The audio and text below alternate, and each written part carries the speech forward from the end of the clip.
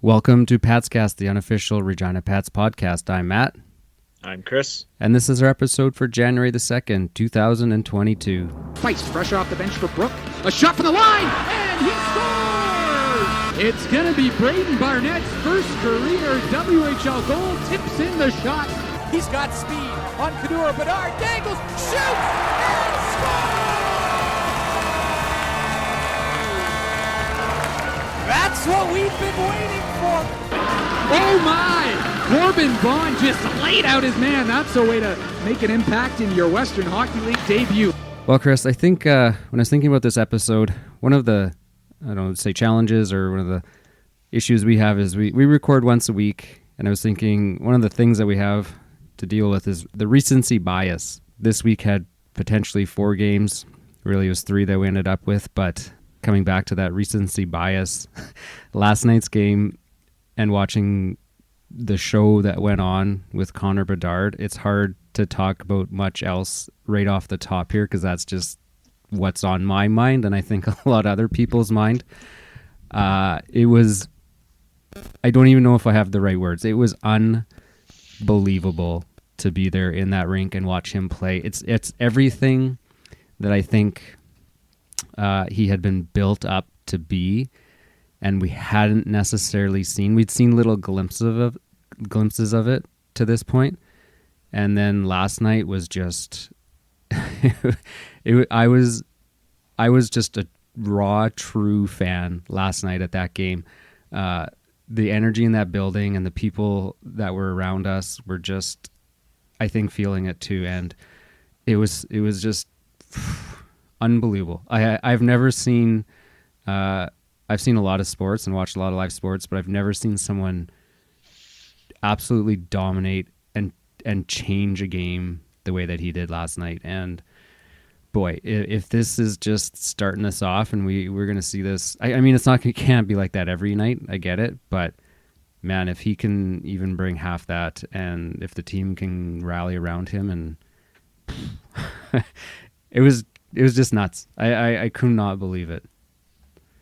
Yeah, I'm a little jealous. I wasn't able to make the game, so I watched it and on delay too. So I knew the score, I knew what was going on, but to actually watch the game, it was something else. And definitely, I think we've seen it coming, like we said, the last couple weeks before, and then obviously what happened at the juniors, and then to see it in person here is. Yeah, it's what we've been hoping for, right? He was playing like he either had weight off his shoulders or he was something like wind under his wings. It was like a different vibe. I don't know. It was he just was playing with.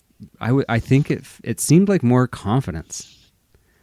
And maybe we did see him a little frustrated earlier in the season, like he was just missing the net or putting it into the goalie's chest where he's not used to that, and you could see some frustration. And I mean, he still put up acceptable point production, but it wasn't as good as last year, and we've seen some frustration. So maybe going to Team Canada camp there, getting a different voice, and maybe and then obviously the 4 goals in the one game is unreal there, and maybe that did change it up for him.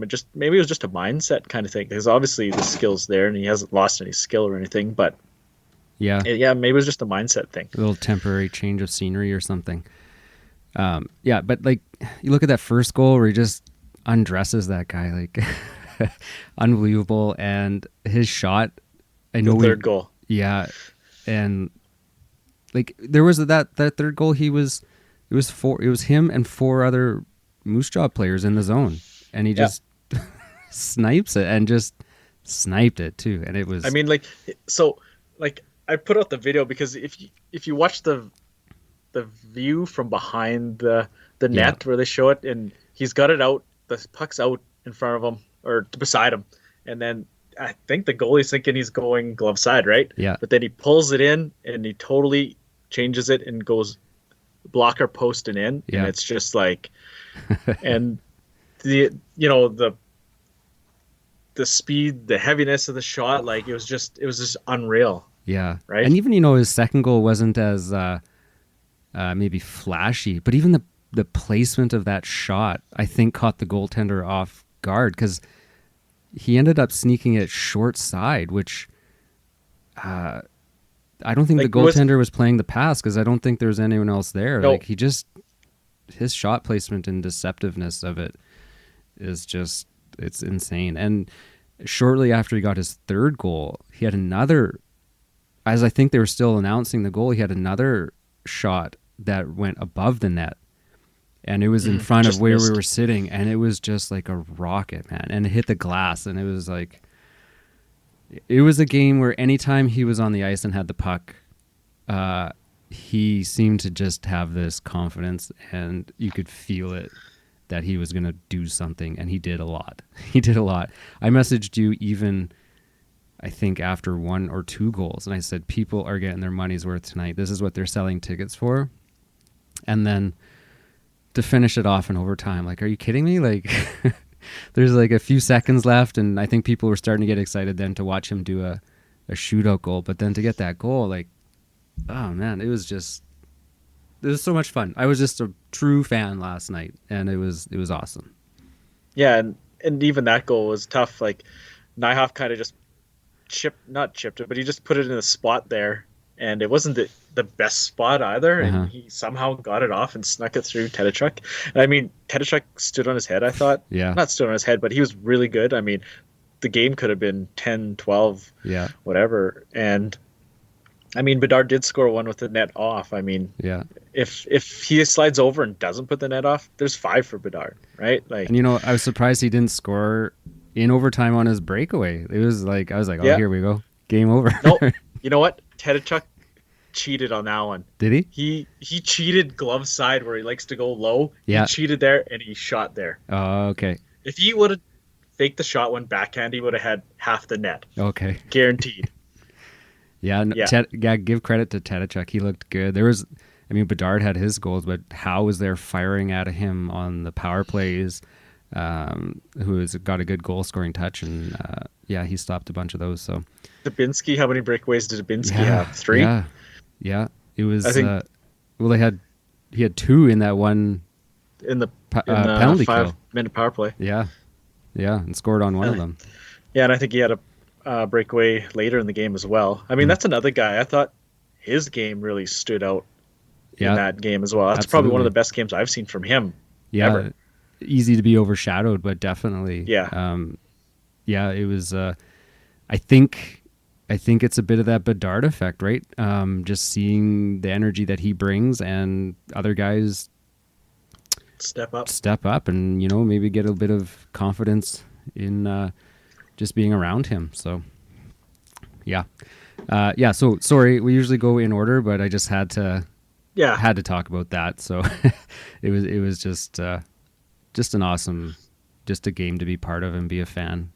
Well, other news, kind of a weird week. Hey, it was luckily it's a Monday. Yeah. So luckily, like, really, we talked a little bit about it. Pat's having not a great, awesome track record of signing draft picks over the last few years.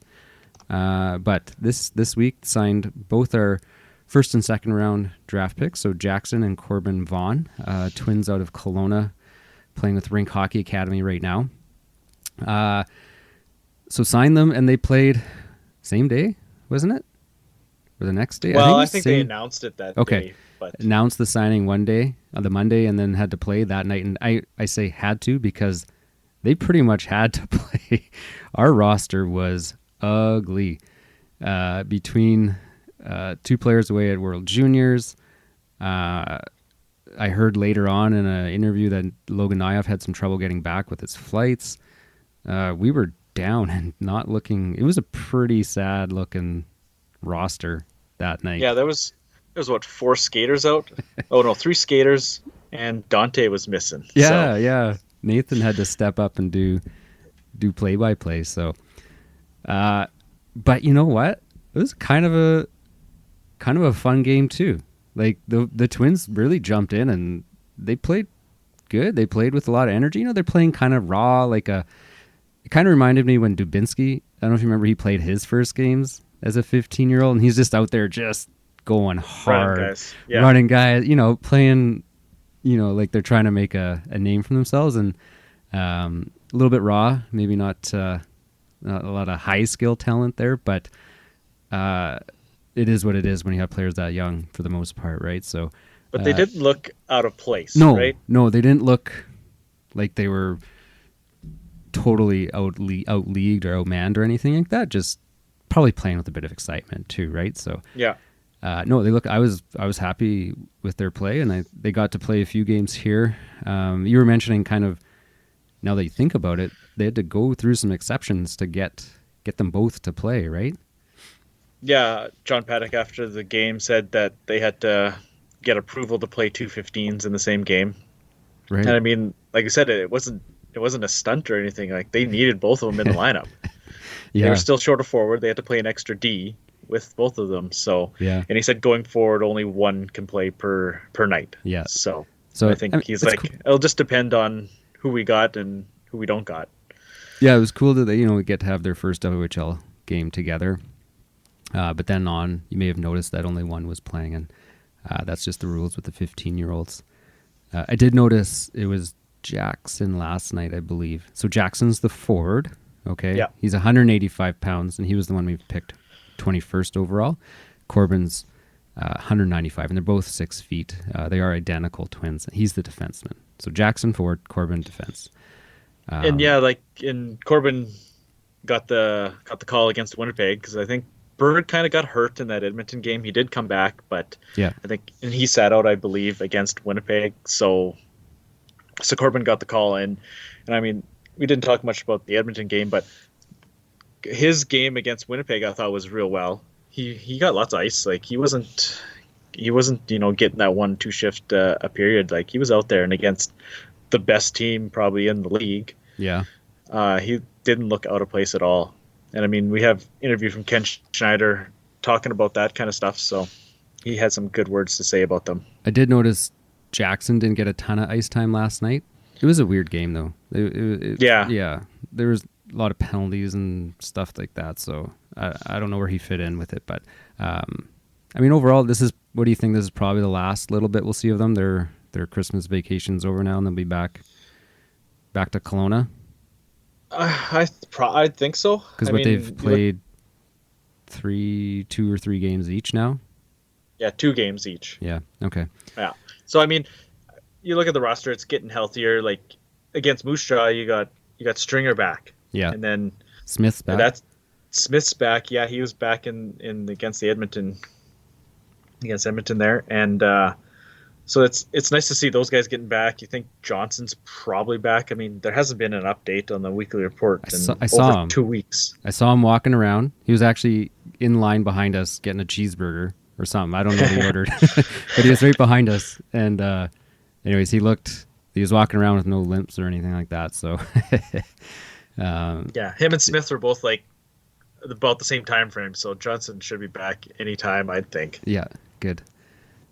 Anyways, we did get a little clip here of the twins. They got interviewed, and we'll just throw that to them. It's just a quick little get to know them, but we'll throw that to them right now. It was amazing. Regina gave us an opportunity to play together tonight, and that was kind of a dream come true. And it was just a great experience so far for the first game, especially.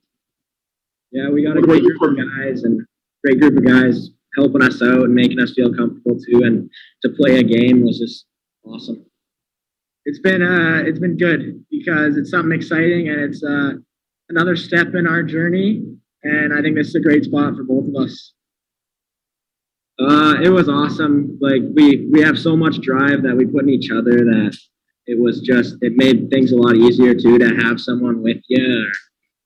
Okay, so yeah, nice to hear from them. Looking forward to get to know them a little bit better. I did hear Rob Vanstone talking to them, so maybe check the newspaper for an upcoming article, I'd imagine, with them. All right, so you touched on the Winnipeg game a little bit. I didn't get to see that one. Anything else you want to say about that one? I mean, I thought overall the team played pretty well against, like I said, top team. Just just giving up that goal early in the third, that was, I think that was kind of the backbreaker. They just couldn't generate. You're not going to generate a ton of scoring chances, and they were down 3-0, came back to make it 3-2, but the 4-2 was just a little much. Mm-hmm. And a little side note to that, the second goal, it sounds like the players convinced the team or the coaching staff to challenge that first goal for offside, and it wasn't, so you end up taking a penalty for that, and Winnipeg scored on it right away. So two quick goals, and then they scored a third one late in the period. But it was a pretty decent back and forth game. It wasn't anything flashy. Like, you could tell Winnipeg had the skill, but Regina, they played it pretty decent, right? Okay. And that's a team that's really kind of taken it to us in the last few times, hey? Yeah, they've exactly, outclassed us. right? So. Yeah, no, that's good to hear. Now, unfortunately, the Swift Current game postponed. I don't know, was there any issues with the Swift Current Broncos themselves, or was it exposure somewhere else along the lines? Do you know anything about it? I think I seen 14 players tested positive for Swift Current. I think it had to do with the Lethbridge games. I don't know if it came from Lethbridge or went to Lethbridge. So I think that's kind of where it is at, is what I saw. I don't know if that's true or not. I seen that on the internet. So because Lethbridge is on pause as well. Yeah. Now Swift Current. There were some games postponed in Manitoba. Now, was that only because they were in Manitoba, or was it that's teams? Only because the seating or the capacity restrictions. Okay. There wasn't any. The one game in Brandon, they played with no fans because it was happening right away. Like, they didn't. I guess it was too late to maybe postpone it. Okay. But that's the only reason they're postponing those, is so they don't have to play without fans. Okay. So hopefully they're thinking, okay, we'll push it back a month, and hopefully the limits will change in a month, or maybe they'll push it back again or something, right? But yeah, that's not COVID positive test related. Okay, just restriction rules. Okay, interesting. Anything else Pats wise you want to talk about? I didn't really have anything else kind of off topic, or other than that. Well, sure. It was a pretty good week. 4 points out of the Absolutely. week. Tough to give Moose Jaw a point. That was, as a quite the game though, back and forth. Yes, it was and stuff, but it was a little sloppy. Yeah, let's be honest here. That leads me to our next talk, is just looking around the league here. So with those points the Pats got this week, so when we left for Christmas break, we were second to last, only above Medicine Hat. Now we've moved up to 9th in the Eastern Conference. Not too bad. So a few points behind Moose Jaw. Any game that we're going to play against our Eastern Conference foes here are going to be big. We are, 2 points behind Swift Current. One less game than them, though. They might be standing still for a little while, so we might catch up, but probably because we have more games. So we went past Lethbridge and Prince Albert. Lethbridge has far less games played at 27, so they're going to have to catch up here. And again, we have 3 less games than Moose Jaw, so there's going to be movement all over the place, I think.